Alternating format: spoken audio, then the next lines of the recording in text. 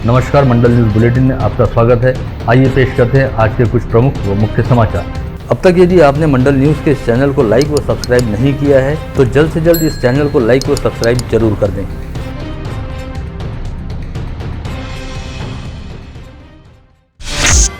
इस समय समूचे राज्य में कोविड संक्रमण की तीसरी लहर का खतरा बड़ी तेजी से मंडराता दिखाई दे रहा है। गत रोज राज्य की राजधानी मुंबई में 532 नए संक्रमित मरीज पाए गए। 15 जुलाई के बाद एक दिन के दौरान पाए जाने वाले मरीजों की यह सर्वाधिक संख्या है। इससे पहले मुंबई में 15 जुलाई को 528 नए संक्रमित मरीज पाए गए थे। वहीं दूसरी ओर गत रोज समूचे राज्य में 4174 नए संक्रमित मरीज पाए गए। साथ ही अलग अलग जिलों में 65 संक्रमितों की मौत हुई। ऐसे में एक बार फिर कोविड संक्रमण का खतरा बढ़ता दिखाई दे रहा है।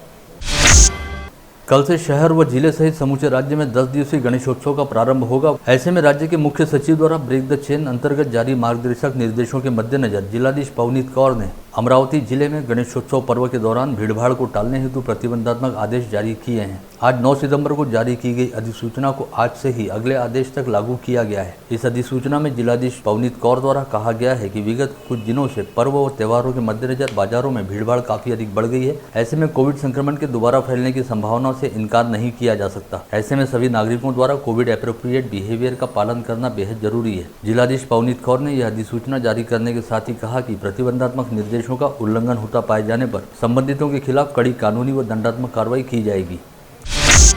प्रतिवर्ष सार्वजनिक गणेशोत्सव मंडलों को पुलिस महकमे से अनुमति प्राप्त करना होता है। इस वर्ष अमरावती शहर पुलिस आयुक्तालय के पास 351 तथा जिला ग्रामीण पुलिस महकमे के पास 1058 सार्वजनिक गणेशोत्सव मंडलों द्वारा अनुमति हेतु आवेदन किए गए। यह संख्या गत वर्ष की तुलना में कुछ अधिक है। गत वर्ष शहर पुलिस आयुक्तालय क्षेत्र अंतर्गत 327 व ग्रामीण पुलिस अधीक्षक कार्यालय अंतर्गत 950 गणेशोत्सव मंडलों को अनुमति दी गई है।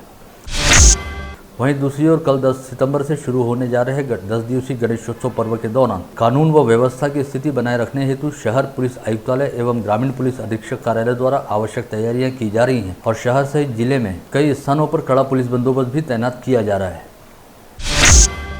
कल से शुरू होने जा रहे 10 दिवसीय गणेशोत्सव पर्व के एक दिन पहले स्थानीय नेहरू मैदान सहित शहर में विभिन्न स्थानों पर बनाए गए मूर्ति बिक्री बाजार में गुरुवार को ही काफी भीड़भाड़ देखी गई और लोग बाग आज ही अपने पसंद की गणेश प्रतिमाएं लेकर अपने घर जाते दिखाई दी है।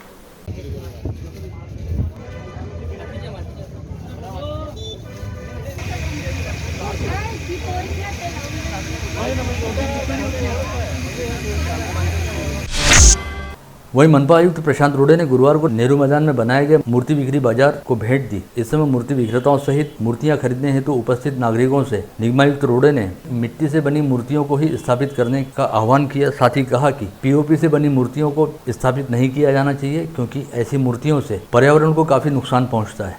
15 मिनिटात मूर्ती तिचा काही कोणता विषय येत नाही त्या मूर्तीचा आम्ही सांगतो घरीच विसर्जन करा, घरी विसर्जन करा, त्याला काही वाटत नाही, घरीच विसर्जन करा। पण आता सर अजून माल आणायचा बाकी आहे। हो, हे पावसाच्या आनंद आहे आम्ही आणि भरपूर मालाला साठा झालेला आहे।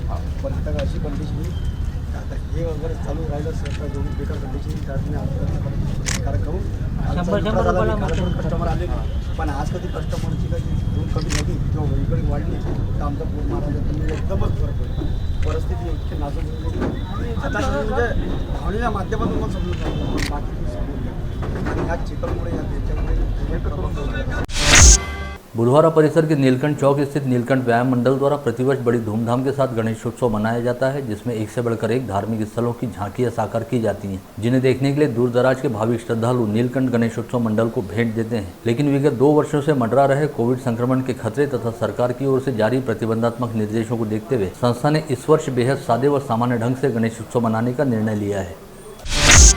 2 दिन पूर्व राजापेट रेलवे अंडरपास में बारिश का पानी जमा हो जाने से संतप्त होकर विधायक रवि राणा ने मनपा के उपाभियंता मंगेश कड़ू के साथ धक्का मुक्की करते हुए उन्हें अपशब्द कहे थे और उन्हें पानी में धकेलने का प्रयास करते हुए एक किनारे से दूसरे किनारे पर जाने हेतु कहा था। इस घटना का वीडियो सोशल मीडिया पर भी जमकर वायरल हुआ और घटना को लेकर मनपा के सभी अभियंताओं में तीव्र संताप की लहर दौड़ गई और उन्होंने निगमायुक्त प्रशांत रोड़े से मुलाकात करते हुए इस घटना का निषेध किया। साथ ही सामूहिक अवकाश पर जाने की चेतावनी भी दी। इसके अलावा गुरुवार को मनपा के सभी कर्मचारियों व अधिकारियों ने काले फीते लगाकर काम किया और 2 दिन पूर्व घटित घटना का निषेध किया।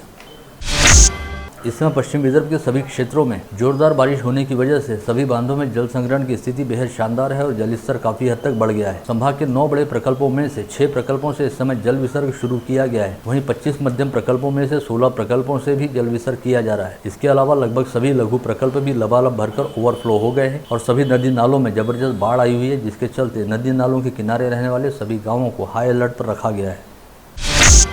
विगत कुछ दिनों से राज्य के विभिन्न हिस्सों में मूसलाधार बारिश हो रही है, जिसकी तीव्रता लगातार बढ़ती जा रही है। इसमें भी अगले 2 दिन काफी खतरनाक साबित हो सकते हैं, ऐसी चेतावनी मौसम विभाग द्वारा गत रोज दी गई। इस बीच अमरावती सहित विदर्भ एवं मराठवाड़ा के कई जिलों में बाढ़ की स्थिति अब भी काफी गंभीर है और बाढ़ व बारिश की वजह से घटित हादसों के चलते विगत 3 दिन के दौरान 12 लोगों की मौत हुई है।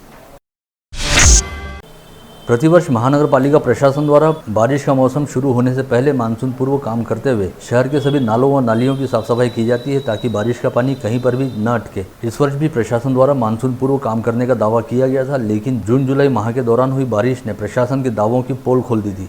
उम्मीद थी कि कम से कम इसके बाद प्रशासन की नींद खुलेगी और सभी नालों व नालियों की साफ सफाई कर ली जाएगी, ताकि आगे चलकर दोबारा ऐसी तकलीफ ना हो। लेकिन विगत 2 दिनों के दौरान हुई बारिश और उसकी वजह से हुए नुकसान ने साबित कर दिया कि मनपा प्रशासन ने जून जुलाई माह की घटनाओं से कोई सबक नहीं लिया। ऐसे में विगत 2 दिनों के दौरान हुई बारिश की वजह से पूरा शहर पानी पानी हो गया और शहरवासी त्राहिमाम करने लगे। विगत 2 दिनों के दौरान हुई बारिश की वजह से अमरावती शहर से होकर बहने वाले सभी नाले ओवरफ्लो हो गए और जल जमाव की स्थिति काफी देर तक बनी रही, जिसका सीधा मतलब है कि नालों में पानी को आगे बढ़ने के लिए पर्याप्त रास्ता नहीं था। वहीं दूसरी ओर शहर के कई व्यापारिक संकुलों सहित राजापेट रेलवे क्रॉसिंग के नीचे बनाए गए रेलवे अंडरपास में भी लबालब पानी भर गया। इसका सीधा मतलब है कि शहर में ड्रेनेज सिस्टम अस्तित्व में नहीं है। व्यापारिक प्रतिष्ठानों में बारिश का पानी घुस जाने की वजह से कई व्यापारियों को लाखों रुपए के नुकसान का सामना करना पड़ा है। बीते कुछ दिनों से शहर में हो रही झमाझम बारिश के चलते शहर के पूर्वी छोर पर स्थित वडाली तालाब लबालब भर गया है और अब ओवरफ्लो होने लगा है। ऐसे में वडाली परिसर में रहने वाले युवा यहां पर तैराकी का आनंद ले रहे हैं। शहर में रहने वाले 6 युवक कल दोपहर के समय कुटरा तहसील के पास स्थित भीवापुर डैम का मनमोहक नजारा देखने के लिए इस जलाशय के पास गए। इस दौरान जब ओवरफ्लो होकर बह रहे भीवापुर डैम के बीचों बीच ये युवक पहुंचे, तभी अचानक पानी का प्रवाह बढ़ जाने से सभी 6 युवक इस डैम के बीच फंस गए और पानी के प्रवाह के कारण उन्हें डैम से बाहर निकलना मुश्किल हो रहा था। इस घटना की जानकारी मिलते ही जिला प्रशासन की रेस्क्यू टीम ने 10 घंटे के निरंतर प्रयासों के बाद सभी 6 युवकों को सुबह 5 बजे इस डैम से सही सलामत बाहर निकाला। इस डैम से सही सलामत बचाए गए युवकों में सुमित राउत, आकाश मनोहर, प्रज्वल दुर्योधन, मिलिंद घाड़गे, विनीत बोरकर व अजय कलस्कर का समावेश है। बीते 2 दिनों से जिले की चांदू रेलवे तहसील में भी मूसलाधार बारिश शुरू है, जिसकी वजह से तहसील से होकर गुजरने वाली कोलाड नदी में बाढ़ आई हुई है। इसी दौरान रायगढ़ प्रकल्प का पानी भी ओवरफ्लो होकर लोगों के खेतों में जा घुसा। इसी बीच कल दोपहर से 8 किसान अपने खेतों में फंसे हुए थे। खबर मिलते ही रेस्क्यू दल कल दोपहर 2 बजे इस गाँव में पहुंचा और रेस्क्यू दल ने नदी पार करते हुए खेत में फंसे सभी 8 किसानों को बाहर निकाला। यवतमाल जिले की आरणी तहसील अंतर्गत लिंगी सायखेड़ा गांव में आई नदी में बाढ़ के बावजूद पुलिया पार करने का प्रयास एक किसान को काफी भारी पड़ा, क्योंकि उसकी बैलगाड़ी बैलों सहित इस बाढ़ में बह गई। पश्चात कुछ दूरी अंतर पर दोनों बैल मृतावस्था में पाए गए। वहीं नदी किनारे मौजूद लोगों द्वारा बैलगाड़ी में सवार किसान को बाल बाल बचा लिया गया। वर्धा जिले की आरवी तहसील अंतर्गत दहेगांव गुंडी गांव में एक पति पत्नी की लगातार जारी बारिश के चलते घर की कच्ची दीवार ढह जाने की वजह से नींद में ही मौत हो गई। यह घटना गुरुवार को तड़के घटित हुई, जिस समय गांव में पूरी तरह सन्नाटा था और सुबह जैसे ही दीवार ढह जाने की बात ध्यान में आई तो कच्ची दीवार के मलबे में दबे पति पत्नी को बाहर निकालने के लिए काफी मेहनत करनी पड़ी। मृतकों की शिनाख्त रामकृष्ण महादेव चौधरी व ज्योति रामकृष्ण चौधरी बताए गए हैं। वहीं इस हादसे में इस दंपति का 15 वर्षीय बेटा आदित्य रामकृष्ण चौधरी बाल बाल बच गया है। जिला मध्यवर्ती सहकारी बैंक के चुनाव में नामांकन पर्चा खारिज हो जाने से इस निर्णय के खिलाफ उम्मीदवार तथा मेलघाट के विधायक राजकुमार पटेल ने जिला उप निबंधक के पास अपने वकील के द्वारा अपील दाखिल की है। आज सुबह विधायक राजकुमार पटेल के वकील किशोर शेलके के सहयोगी अमित जामठीकर द्वारा यह अपील दाखिल की गई, जिस पर जिला उप निबंधक दाबे राव ने प्रवीण काशीकर को 14 सितंबर तक अपना पक्ष रखने का अवसर दिया है। पुराना कॉटन मार्केट के पीछे चौधरी चौक से हनुमान मंदिर व सिंधी चौक परिसर में रहने वाले नागरिकों व व्यापारियों द्वारा निगमायुक्त प्रशांत रोड़े से मुलाकात करते हुए कहा गया कि इस परिसर में सड़क के दोनों ओर हाथ ठेले वालों व फेरी वालों द्वारा बड़े पैमाने पर अतिक्रमण किया गया है, जिसकी वजह से परिसर में रहने वाले नागरिकों व व्यापारियों को काफी तकलीफों का सामना करना पड़ता है। हालांकि इन फुटकर व्यापारियों के खिलाफ मनपा द्वारा समय समय पर कार्रवाई की जाती है, किंतु अब तक समस्या का कोई स्थायी समाधान नहीं निकल पाया है। ऐसे में यदि 8 दिन के भीतर इस परिसर से फेरी वालों व हाथ ठेले वालों को नहीं हटाया गया तो परिसर वासियों द्वारा अपने बाल बच्चों के साथ सड़क पर उतरकर आंदोलन किया जाएगा। पश्चात आयुक्त रोडे ने आगामी 8 दिन के भीतर इस समस्या को हल करने का आश्वासन दिया। चित्रा टॉकीज से चौधरी चौक से जो गाड़गे नगर थाने को नया कॉटन मार्केट रोड जाती है, वहाँ जो सब्जी की गाड़ी नॉन हॉकर जोन में सब्जी की गाड़ी लगा रहे हैं, उसके लिए हम बार बार आयुक्त साहब को, महापौर साहब को इनको निवेदन देते थक गए। एक आखिरी लास्ट हमने निवेदन दिया आयुक्त साहब को, जो कि ये लोग कार्रवाई कर रहे हैं, लेकिन 10 मिनट के लिए करते और बाद में वापस गाड़ी वाला वहाँ आ जाता है। और एक विशेष समुदाय के लोग होने से वहाँ सामुदायिक सामाजिक घटना कभी भी घट सकती है, जो कि लेडीज़ों को टॉन्टिंग, छींटे कसी और कोई जा रहा अतिक्रमण वाला है तो गाड़ी आड़ी तड़ी लेके भागना, एक्सीडेंट जो कि होते रहते छोटे मोटे, वो बड़ा विकराल रूप ना हो, किसी की जान ना जाए, ये हम इनको महानगर पालिका को बार बार याद दिला रहे हैं। इन किसी तरह की कार्रवाई कुत्ते पुर्ता होती फिर जैसे कि वैसी होता है। तो हमने आयुक्त साहब को ये बोला, आयुक्त साहब ने बोला हमको कि 8-10 दिन में जो है तुम्हारी प्रॉब्लम सॉल्व होती, नहीं हुई तो आने वाले 8 दिन बाद हम दोनों साइड से हमारे अब सब दुकानदारी बंद करके, परिवार को लेकर दोनों साइड के रास्ते बंद करके पब्लिक को पूरी रोड जाम करने की हमारी तैयारी है। All India mobile retailers association के विदर्भ प्रदेश उपाध्यक्ष बादल कुलकर्णी द्वारा यहां बुलाई गई पत्रकार परिषद में कहा गया कि परसों 11 सितंबर को एसोसिएशन अपनी स्थापना का 7वां वर्धापन दिवस मनाते हुए 8वें वर्ष में पदार्पण करने जा रहा है। ऐसे में 10 व 11 सितंबर को मोबाइल डीलर एसोसिएशन द्वारा नानक रोटी ट्रस्ट के माध्यम से अन्नदान कार्यक्रम किया जाएगा। वहीं 11 सितंबर को सिटी कोतवाली थाने के सामने पटेल मार्केट में भव्य रक्तदान शिविर आयोजित किया गया है। इसके अलावा शाम 6 बजे हनुमान व्यायाम प्रसारक मंडल के पास स्थित गौरक्षण में गौ भोजन दिया जाएगा। और 11 सितंबर को अमरावती शहर से जिले में सभी मोबाइल प्रतिष्ठानों पर बलून गेट लगाकर सजावट की जाएगी।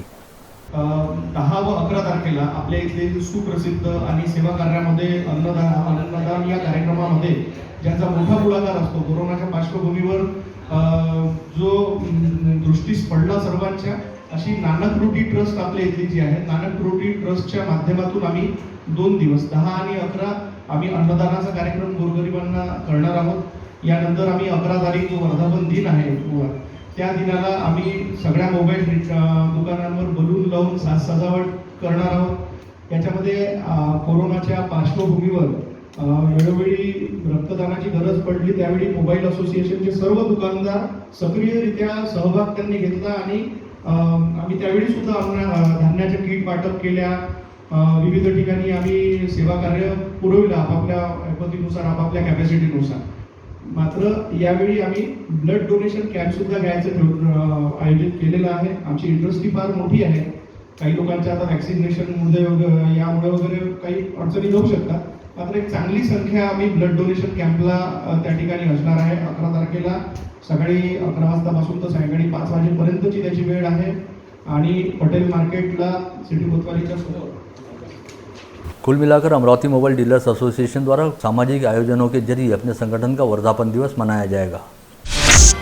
अचलपुर पंचायत समिति अंतर्गत असदपुर ग्राम पंचायत के उपसरपंच रामकिशन भगीरथ बूब द्वारा यहां बुलाई गई पत्रकार परिषद में कहा गया कि ग्राम पंचायत असदपुर में वर्ष 2017 से 2021 के दौरान सरपंच, ग्राम सचिव, ग्राम रोजगार सेवक तथा पंचायत समिति के कुछ अधिकारियों द्वारा आपसी मिलीभगत करते हुए कई सरकारी योजनाओं में बड़े पैमाने पर भ्रष्टाचार किया गया है, जिसकी सघन जाँच किए जाने की जरूरत है।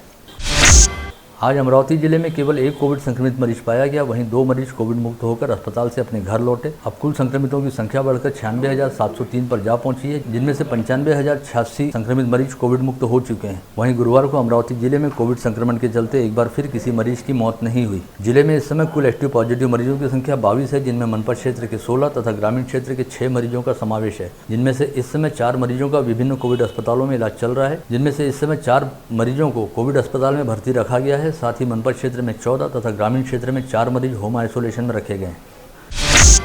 बीते 24 घंटे के दौरान 379 नागरिकों की कोविड टेस्ट की गई, जिसमें से 0.26% लोगों की टेस्ट रिपोर्ट पॉजिटिव आई है। वहीं इस समय कोविड संक्रमित मरीजों के कोविड मुक्त होने का प्रमाण 98.32% पर है। साथ ही आज समूचे संभाग में 15 नए संक्रमित मरीज पाए गए, जिनमें अकोला के 2, बुल्ढाना के 12 मरीजों का समावेश रहा। इसके अलावा गुरुवार को संभाग में 13 मरीज कोविड मुक्त हुए, जिनमें अकोला के 1, बुल्ढाना के 10 नागरिक शामिल हैं। वहीं पिछले 24 घंटे के दौरान संभाग के अकोला जिले में 2 कोविड संक्रमितों की मौत हुई है। भगवान श्री रामदेव बाबा के भादवा मेला के अवसर पर विगत 10 वर्षों से निरंतर जारी ध्वज पदयात्रा इस बार भी बड़े उत्साह के साथ निकाली गई। स्थानीय दही साध से छतरी तालाब के आगे टेकड़ी मंदिर तक निकाली गई। यह ध्वज यात्रा बड़े गाजे बाजे के साथ निकली और इसमें रामदेव बाबा के भक्त बड़े उमंग व उल्लास के साथ शामिल हुए। जीवनावश्यक वस्तुओं तथा पेट्रोल डीजल की रोजाना बढ़ती कीमतों के खिलाफ अमरावती जिला भारतीय मजदूर संघ ने जिलाधीश कार्यालय के समक्ष आंदोलन किया तथा जिलाधीश के माध्यम से प्रधानमंत्री व मुख्यमंत्री के नाम निवेदन सौंपा गया। महाराष्ट्र राज्य पिछड़ा वर्गीय अनुदानित छात्रावास कर्मचारी संगठन ने सामाजिक न्याय विभाग द्वारा चलाए जाने वाले अनुदानित छात्रावासों में काम करने वाले कर्मचारियों का मानधन बढ़ाने की मांग को लेकर जिलाधीश कार्यालय के सामने निषेध आंदोलन किया। साथ ही छात्रावास कर्मचारियों के मानधन को बढ़ाने की मांग भी की।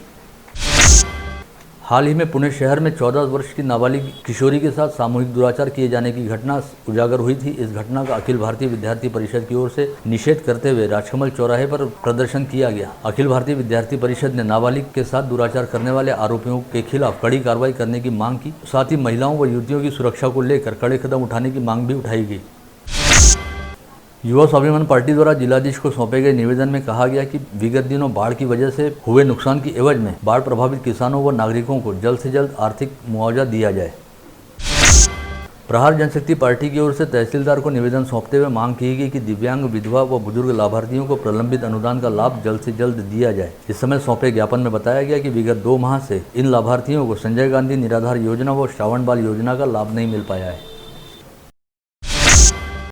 भीम ब्रिगेड द्वारा शिक्षा विभाग को सौंपे गए निवेदन में कहा गया कि जिला परिषद के शिक्षा अधिकारी की ओर से हाल ही में सरकारी अवकाशों की सूची प्रकाशित की गई, जिसमें 26 मई को बुद्ध जयंती व 14 अप्रैल को डॉक्टर बाबा साहब अम्बेडकर जयंती के नाम का उल्लेख नहीं किया गया है। ये 2 छुट्टियां जानबूझकर हटाई गई हैं। अतः इस मामले की सघनता से जाँच की जानी चाहिए और माध्यमिक शिक्षा अधिकारी के खिलाफ तत्काल कार्रवाई की जानी चाहिए। की शिक्षण विभागाने काही दिवस अगोदर एक यादी काढलेली आहे, ज्या यादीमध्ये शासकीय सुट्यांची यादी प्रसारित केली आहे। त्या शासकीय सुट्यांमध्ये एकूण 23 सुट्या सांगितल्या आहे शासकीय। त्यामध्ये सर्व महापुरुषांचे नाव आहेत, मात्र डॉक्टर बाबासाहेब आंबेडकर जयंती 14 एप्रिल व 26 मे भगवान तथागत गौतम बुद्ध व शिक्षणाचे जनक, ज्यांच्यामुळे हे शिक्षणाच्या इमारती आज बनल्या आहेत, ज्यांच्यामुळे आज शिक्षण अधिकारी, शिक्षण मंत्री, शिक्षण संचालक, शिक्षण उपसंचालक व शिक्षक ज्यांच्यामुळे बनले आहे ते महात्मा ज्योतिराव फुले यांची 11/4 एप्रिल रोजी हे जी जयंती असते, या यादीपत्रकात ही जयंती वगळून यांनी सर्व लोकांचे धुलीवंदनचं सुटी टाकली आहे शासकीय। त्याच्यानंतर बकरी ईदची टाकली आहे, त्याच्यानंतर लक्ष्मीपूजनची टाकली आहे, दसरा टाकला आहे, गणेश चतुर्थी टाकली आहे, मोहरम टाकला आहे, त्याच्यानंतर महाशिवरात्री टाकली आहे, गुढीपाडवा टाकली आहे, गुड फ्रायडे टाकला आहे। मात्र डॉक्टर बाबासाहेब आंबेडकर यांची जयंती 11 एप्रिल हे वगळून महावीर जयंती केली आहे। महावीर जयंतीचं नाव टाकलं आहे। महावीर जयंती हे 10 तारखेला असते, पण त्यांनी हे जातीय तेढ निर्माण होण्यासाठी व जातीय वाद हा कसा तयार करायचा आणि कुठून तयार व्हायचा हे शिक्षण अधिकाऱ्यांनी केलं आहे। म्हणून महाराष्ट्र राज्य ग्राम रोजगार सेवक कर्मचारी संगठन की ओर से जिलाधीश सहित अन्य प्रशासनिक अधिकारियों को निवेदन सौंपते हुए कहा गया कि सभी ग्राम रोजगार सेवकों को मानधन दिया जाए। निवेदन में बताया गया कि बीते मार्च से सितंबर 2021 तक जिले के सभी ग्राम रोजगार सेवकों का मानधन बकाया है। इसके साथ ही ग्राम रोजगार सेवकों को यात्रा भत्ता का लाभ भी दिया जाए। पब्लिक पार्लियामेंट संगठन द्वारा जिलाधीश को निवेदन सौंपते हुए बताया गया कि हाथुरना पुनर्वासित गांव में मौलिक सुविधाएं उपलब्ध नहीं हैं। ऐसे में जल्द से जल्द हाथुरना पुनर्वासित गांव में मूलभूत सुविधाएं उपलब्ध कराई जाएं। अकोला के एटीएस दल ने आज अलग अलग 2 कार्रवाइयां करते हुए एक युवक के पास से देसी पिस्टल बरामद की। वहीं दूसरी कार्रवाई में दुर्लभ प्रजाति वाले 2 मुहे सांप को बरामद किया। बहुजन मुक्ति पार्टी द्वारा जिलाधीश को सौंपे गए निवेदन में मांग की गई कि कोविड महामारी के समय अपनी जान की परवाह न करते हुए रुग्ण सेवा करने वाले अमरावती शहर व जिले के सभी ठेका नियुक्त कोविड कर्मचारियों को नौकरी से हटाने संदर्भ में जारी आदेश को तत्काल रद्द किया जाए और सभी ठेका नियुक्त कर्मचारियों को स्वास्थ्य सेवा में शामिल किया जाए। राजापेट रेलवे ओवरब्रिज पर बीती रात 11 बजे के दरमियान धन्वंतरी नगर परिसर निवासी सुयश लोखंडे नामक युवक ने अपना जन्मदिन मनाया और बर्थडे केक को तलवार से काटा। साथ ही इस बर्थडे सेलिब्रेशन की वीडियो क्लिप तैयार कर उसे सोशल मीडिया पर वायरल किया, जिसके बाद राजापेट पुलिस हरकत में आई और सार्वजनिक स्थान पर तलवार से केक काटने के मामले में सुयश लोखंडे के खिलाफ आर्म्स एक्ट की धारा के तहत अपराध दर्ज करते हुए उसे गिरफ्तार किया। वरुड के निकट पांडुरना अमरावती राष्ट्रीय महामार्ग से मानिकपुर निवासी 22 वर्षीय युवक वरुड की ओर दुपहिया पर जा रहा था। बीच रास्ते में तेज रफ्तार आ रही कार ने उसे जोरदार टक्कर मार दी। इस हादसे में अविनाश जनकलाल कुमरे नामक 22 वर्षीय युवक की मौके पर ही मौत हो गई। वहीं जिले के अंजनगांव सुरजी दरियापुर मार्ग पर हंतोड़ा फाटे के पास विपरीत दिशा से आ रही 2 दुपहिया एक दूसरे से टकरा गई, जिस हादसे में 3 लोग बुरी तरह से घायल हुए। घायलों में हंतोड़ा निवासी विजय दौलत राउत की हालत चिंताजनक रहने से उन्हें अमरावती रेफर किया गया। यह हादसा गत रोज शाम 6 बजे के दौरान घटित हुआ।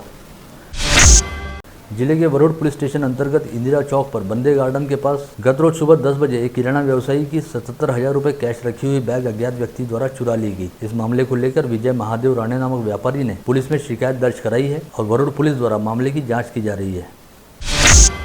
पथरोट के गौरखेड़ा बाजार निवासी मानवी पाटनकर नामक 9 वर्षीय बच्ची की सिकल सेल बीमारी से ग्रस्त रहने के चलते मौत हो गई, जिसके बाद बच्ची के परिजनों ने सिकल सेल विभाग के कर्मचारियों पर लापरवाही बरतने का आरोप लगाया है। जिले के नांदगांव खंडेश्वर पुलिस थाना अंतर्गत कंझरा गांव में 10 जनवरी 2015 को घरेलू विवाद के चलते जेठानी ने देवरानी पर मिट्टी का तेल उड़ेलकर उसे जिंदा जला दिया था। इस मामले की सुनवाई करने के बाद स्थानीय न्यायालय ने आज अपना फैसला सुनाते हुए जेठानी मंगला किशोर अंबोरे को हत्या के आरोप में आरोपी करार देते हुए आजीवन कैद व 10,000 रुपये जुर्माने की सजा सुनाई। इस मामले में संध्या सुधाकर अंबोरे की मौत हुई थी।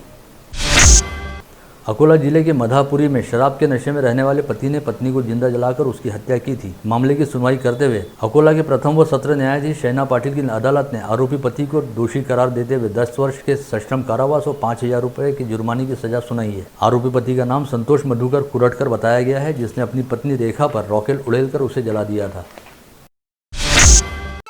आप देख रहे थे मंडल न्यूज बुलेटिन। हमारे चैनल को लाइक करें, शेयर करें और हाँ, सब्सक्राइब करना ना भूलें। कल होगी आपसे फिर मुलाकात, तब तक के लिए धन्यवाद।